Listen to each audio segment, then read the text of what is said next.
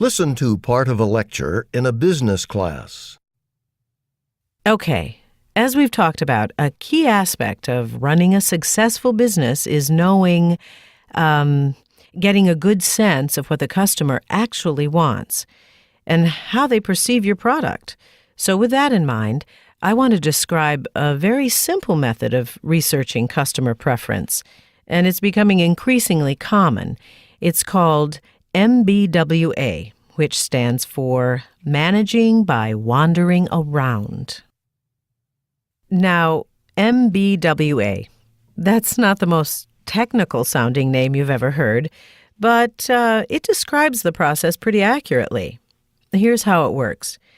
Basically, the idea is that business owners or business managers just go out and actually talk to their customers and learn more about how well the business is serving their needs, and try to see what the customer experiences, because that's a great way to discover for yourself how your product is perceived, what its strengths and weaknesses are, how you can improve it, that sort of thing.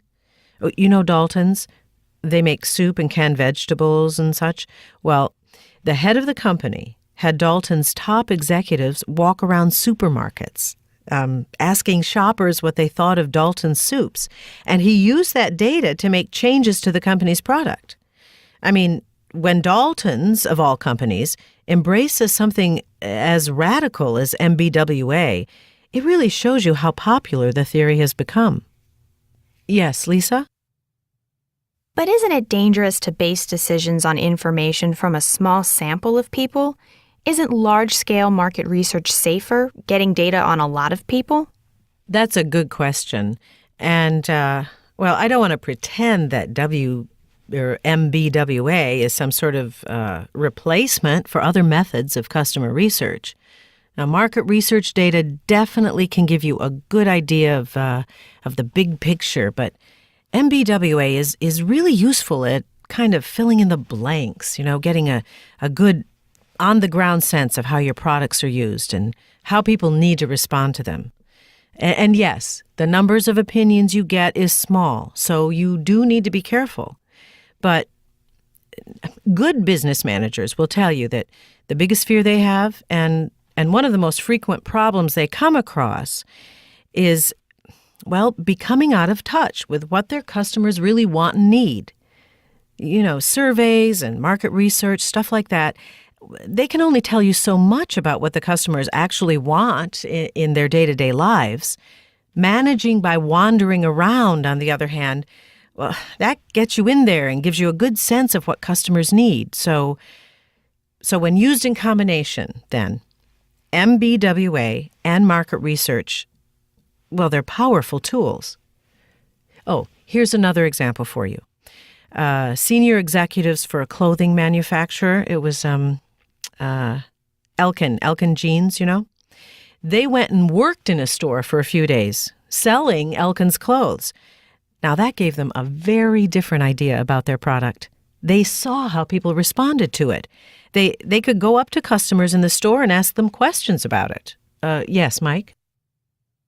Well, I would think that a lot of customers would be bothered by, if I'm shopping, I don't know if I'd want some business representative coming up to me and asking me questions. It's like when I get phone calls at home from market researchers, I just hang up on them. Well, it's certainly true that, no one likes getting calls at home from market researchers or people like that. But I'll tell you something. Most customers have the exact opposite reaction when it comes to MBWA. Now, don't ask me why, because I really have no idea. But the fact is that customers tend to respond really well to MBWA, which is the key reason for its success.